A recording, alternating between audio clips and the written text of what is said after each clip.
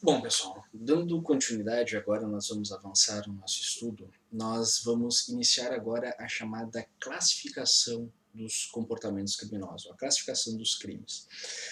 Isso vocês encontram no texto do Regis Prado sobre o conceito de delito, que eu deixei ali para vocês darem uma lida, e vocês têm no material de síntese também o acompanhamento das classificações de todo o material que a gente está conversando nesses vídeos, para justamente complementar o estudo de vocês. Bom, a classificação de um crime, pessoal, ela nunca é excludente de uma outra classificação. Por quê? Toda classificação ela parte de um critério que está sendo utilizado para a classificação. Nós podemos classificar um crime a partir do elemento subjetivo, nós podemos classificar o crime quanto ao resultado jurídico, nós podemos classificar o crime quanto ao resultado naturalístico, nós podemos classificar o crime quanto à ação, nós podemos classificar o crime quanto ao número de pessoas, ou seja, tudo vai depender na questão envolvendo a classificação do crime, qual será o critério que nós vamos utilizar para estruturar essa classificação. Ou seja, nós vamos iniciar a nossa discussão a partir do elemento subjetivo de um crime. Vejam, classificar um crime a partir do elemento subjetivo é identificar a forma como ele está descrito como sendo punível. Ou seja, basicamente nós temos os crimes descritos da forma dolosa, que são os crimes dolosos, que todos vocês já devem ter ouvido dizer a respeito, ouvido falar a respeito deles. E nós temos também os chamados crimes culposos, que também são de conhecimento de todos. Nesse momento, pessoal, nós não vamos aprofundar no dolo, nós não vamos aprofundar na culpa, nós vamos apenas ter a ideia geral da classificação e dos elementos que compõem este conceito, estes conceitos, para que nós não criemos confusão. Então, pensem o seguinte, o que tradicionalmente nós entendemos como sendo um crime doloso? Vocês provavelmente já têm uma pré-compreensão, e o meu papel aqui é complementar isso e ajustar alguns conceitos que porventura não estejam claros. Dolo, pessoal, para todos os efeitos, para todos os fins desse nosso primeiro momento de análise, deve ser compreendido enquanto comportamento realizado com o objetivo e com a finalidade de produzir o resultado. Ou seja, dolo para nós, nessa primeira visão, nesse primeiro momento do estudo, ele tem que ser entendido como a vontade de produzir o resultado. Tem que se ter claro que o sujeito quer a produção do resultado. Quando estiver presente isso, nós temos um crime doloso. Por sua vez, o crime culposo, ele não é propriamente um produzir o resultado sem querer. Tecnicamente, o crime culposo ele é a produção de um resultado pela falta de cuidado. Ou seja, havia necessidade de observar um cuidado e o sujeito deixou de observar esse cuidado devido e praticou a conduta. E por esta falta de cuidado, o resultado ocorreu. Por favor, pessoal, tenham bem claro essa definição porque ela é muito importante. Até porque dificilmente vocês vão errar uma questão se vocês dominarem esses conceitos. Por quê? O dolo no direito penal, ele é a regra. O comportamento não precisa vir descrito que ele é doloso. Veja um crime de furto. Ele é doloso ou é culposo? Se vocês lerem o artigo 155, vocês vão ver que ele é simplesmente descrito como subtrair para si ou para outrem coisa alheia a móvel. Ou seja, não vem dito se ele é doloso ou é culposo. Mas, pela ausência de previsão da forma culposa, ele só pode ser doloso. Então vejam, o dolo é a regra. A exceção é o crime culposo. E o crime culposo precisa vir descrito na modalidade culposa para ser punível. Ou seja, o crime de furto, quando realizado acidentalmente ou quando não observado o dever de cuidado, não é punível por ausência de previsão legal. Agora, o crime de lesão corporal culposa é punível, porque vem previsto legalmente. O crime de homicídio culposo é punível? É punível, porque vem previsto em lei. Então vejam, previsão culposa tem que vir expressamente previsto para ser possível a punição. Não precisa vir individualizado e especificado que o crime é doloso. Agora, o crime culposo precisa vir previsto. Eu não vou querer punir o sujeito por crime de estupro doloso. A pena é muito alta, o caso não é de estupro doloso, foi acidental. Não existe estupro culposo, pessoal, por ausência de previsão legal. Tá? Então vejam com muito cuidado isso. Por sua vez, existe uma outra classificação de crime quanto ao elemento subjetivo que ele é bem delicado porque ele é muito raro de acontecer, que é o chamado crime préter-doloso. Préter, ele dá a ideia de além. Então, o crime préter-doloso, ele é um crime além de doloso. E o que seria isso? O crime préter-doloso, ele é um misto de dolo e culpa. Ou seja, nós temos uma primeira parte que é dolosa. O sujeito quer o resultado. Mas pela falta de cuidado na realização daquele comportamento, ele dá causa a um resultado que não era desejado, não era querido por ele e que pode ser atribuído a título de culpa. Ou seja, nós temos no crime préter-doloso um crime que tem dolo e culpa. De forma bem técnica, de forma bem simples, de como vocês vão encontrar nos manuais. Crime préter-doloso é um crime que tem dolo no antecedente e culpa no consequente. Exemplo muito comum e muito recorrente, que é fácil de ser compreendido, é o crime de lesão corporal seguida de morte. O sujeito, quando pratica este crime de lesão corporal, ele não pode querer a morte. Porque se ele quer a morte, é crime de homicídio doloso. Ele não pode realizar uma conduta que em si seria capaz de produzir um resultado morte em razão da falta de cuidado. Senão seria homicídio culposo. Mas quando então nós temos uma situação que seria possível de reconhecer o crime de lesão corporal seguida de morte? O sujeito ele tem que querer a lesão corporal e tão somente a lesão corporal. Eu quero causar lesões corporais a uma pessoa. Porém, da forma como eu realizo, eu acabo dando chance de um resultado mais grave. Imaginem a situação, uma briga no bar. O sujeito, dentro do bar, briga, dá um soco no rosto da pessoa.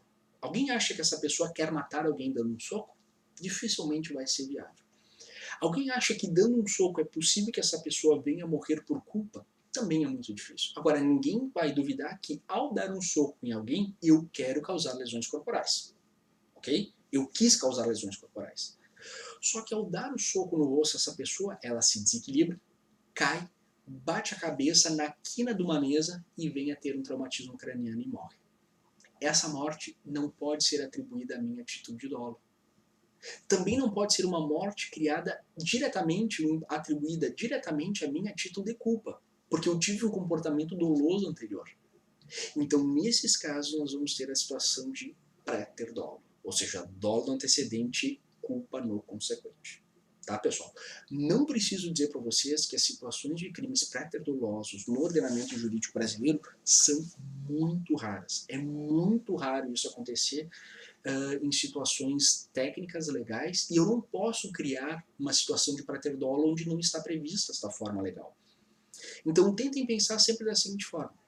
Assim, ó, por alto, mais de 90% dos crimes que vocês vão enfrentar na vida serão dolosos. Então é importante conhecer dolo.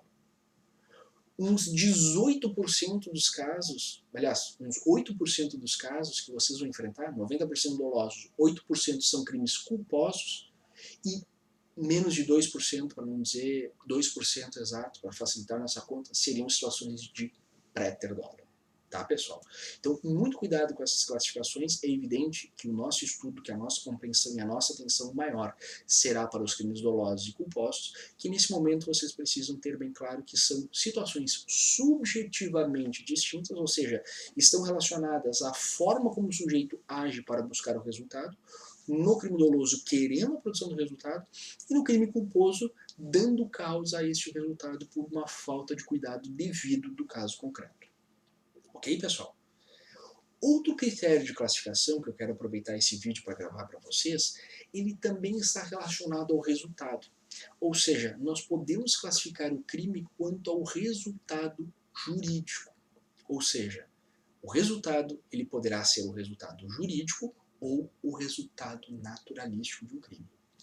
Resultado jurídico, pessoal, pensem sempre na ideia de ofensa ao objeto jurídico. Ou seja, um crime poderá ser classificado quanto ao resultado jurídico enquanto crime de dano ou perigo de dano. Isso é muito importante, pessoal, porque o crime de dano e o crime de perigo, eles vivem perfeitamente em consonância com a outra classificação do resultado que a gente vai ver depois, que é a classificação do resultado naturalístico, que é a necessidade ou a classificação que nós temos dos crimes a partir da percepção da mudança no mundo exterior que nós temos. Ou seja, nós podemos ter um crime que precisa, para sua caracterização, ser percebido pelos nossos sentidos, como é o caso de um crime de roubo, como é um caso envolvendo um crime de furto, como é um caso envolvendo um crime de homicídio, como nós também teremos crimes que não exigem a sua mudança, ou a mudança perceptível, que é um crime contra a honra. Quando eu ofendo uma pessoa, a pessoa não muda. Ou melhor, não há necessidade de que ela mude. Quando eu realizo um crime de ameaça, a pessoa não muda. O mundo ao redor não muda. Mas nós temos um crime aqui. E essa classificação ela se dá a partir do resultado naturalístico. Depois eu vou pontuar um pouco mais esses detalhes para a gente conversar, mas nesse primeiro momento eu preciso dizer então para vocês que nós temos duas classificações quanto ao resultado. A classificação quanto ao resultado jurídico, que vai ser definida a partir dos crimes de dano e os crimes de perigo. E o que é importante aqui nos crimes de dano ou crimes de perigo? A esmagadora maioria dos casos, como você já deve imaginar, são situações de dano. São situações onde eu tenho descrito um comportamento que ofende, que atinge diretamente o bem jurídico protegido. Ou seja, um comportamento danoso é aquele comportamento que destrói significativamente o bem jurídico ou produz nele um resultado bastante severo. Não preciso dizer para vocês que não haveria nenhum problema, pelo princípio da ofensividade, em justificar a criminalização de um crime de dano. Por sua vez, pessoal, quando nós estivermos falando de um crime de perigo, o perigo é sempre perigo de dano. Ou seja, crimes de perigo são situações anteriores ao dano. E isso, pessoal, é importante principalmente para compreender o direito penal mais contemporâneo, o direito penal mais recente, que não vai esperar apenas o comportamento danoso de um bem jurídico para dizer que é necessário e possível criminalizar esse comportamento. O crime de perigo ele está associado, e muito associado, a um processo de expansão do direito penal e de antecipação dos limites de punição. Isso quer dizer basicamente que o perigo ele vai estar muitas vezes presente em situações e comportamentos que não são ainda o dano. E é por isso que ele é diferente. O crime de perigo, por sua vez, ele ainda vai permitir uma classificação em dois outros grupos, que são os chamados crimes de perigo concreto e crimes de perigo abstrato. Crimes de perigo concreto, eles vêm descritos em lei como sendo situações que vêm descrito no próprio tipo penal a necessidade de exposição a perigo. Ou seja, o perigo ele é um elemento do tipo penal incriminador, da descrição da norma penal incriminadora e que precisa ser provado no caso concreto. O exemplo que eu trago para vocês agora é o artigo 250 do Código Penal, o crime de incêndio, que ele vai dizer causar incêndio expondo a perigo, vida, patrimônio ou saúde de outrem. Ou seja, se eu causar um incêndio e não conseguir demonstrar que eu coloquei em perigo a saúde, patrimônio ou integridade física de outrem, eu não tenho o crime de incêndio, porque eu não preencho todos os elementos do tipo penal do crime de perigo concreto que está previsto no caso do artigo 250 no crime de incêndio. Vejam, pessoal, diferentemente ocorre quando nós falarmos dos chamados crimes de perigo abstrato. Nesses casos, o legislador ele presume de forma absoluta, não depende de prova em contrário, que determinadas condutas são e sempre serão perigosas. É por serem perigosas essas condutas de forma absoluta que o legislador escolhe essas condutas como sendo passíveis de criminalização. Os exemplos, pessoal, são muitos, mas não são tão comuns. Por exemplo, manter em depósito substância destinada à falsificação, adulteração de medicamento. Eu tenho em casa um depósito de soro fisiológico. Isso é crime? Qual é o perigo que eu tenho de armazenar em casa soro fisiológico? Por mais que ele seja destinado, em tese não é perigoso. Mas o legislador entendeu que é. Então entendam o seguinte, pessoal. Pela doutrina tradicional, que é o critério que eu quero que vocês guardem, que é o critério que vocês precisam dominar. Crime de perigo concreto, o perigo vem descrito no tipo penal. Alguma informação, algum elemento do tipo penal incriminador tem que dar a vocês a entender a ideia de que é uma situação de perigo ao bem jurídico. Em contrapartida, o crime de perigo abstrato, vocês não têm descrito essa situação. E também não pode ser uma situação de dano, óbvio. Então, se vocês estiverem diante de uma situação que descreve um comportamento que não é danoso, mas que vem descrito no tipo penal, causando perigo, gerando perigo, expondo a risco, gerando risco, é uma situação de perigo concreto.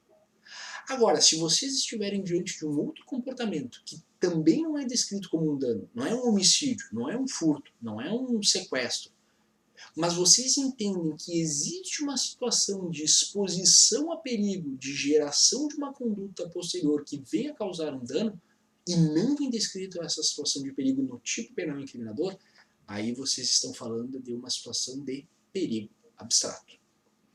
Qual é o grande problema e a crítica que eu gostaria de fazer aqui para vocês pensarem? É possível nós identificarmos condutas que são, em si, sempre e de qualquer modo perigosas? Ou vai depender necessariamente do contexto? Pensem o seguinte, o legislador poderia dizer que é crime de perigo abstrato riscar o fósforo? Vocês já devem ter pensado, depende onde esse fósforo é riscado. Se eu riscar o fósforo aqui na frente de vocês, isso é perigoso? Não. Agora, se eu riscar o fósforo dentro de um posto de gasolina, perto de uma bomba de abastecimento, já é perigoso. O que mudou, pessoal? A conduta ou o contexto no qual essa conduta está inserida? Vejam, quando o legislador presume de forma absoluta que uma conduta é perigosa, ele não leva em conta o contexto. E por esse motivo nós precisamos entender que o crime de perigo abstrato sofre, durante muito tempo na doutrina brasileira, uma forte crítica quanto à sua constitucionalidade. Hoje, me parece que essa discussão está superada. Nós temos sim infrações penais constitucionalmente legítimas que ofendem a bens jurídicos enquanto exposição a perigo, e não situações de dano ainda. Então, muito cuidado com aquilo que vocês forem ler em termos de crítica aos crimes de perigo, porque vocês podem estar fazendo uma leitura muito dura em relação ao que são crimes de perigo. Tá certo, pessoal? Eu vou encerrando esse vídeo aqui. Qualquer dúvida, pessoal, mandem lá no fórum de dúvidas permanentes para a gente ir debatendo e seguindo a discussão. Tá certo, pessoal? Grande abraço, até mais. Tchau, tchau.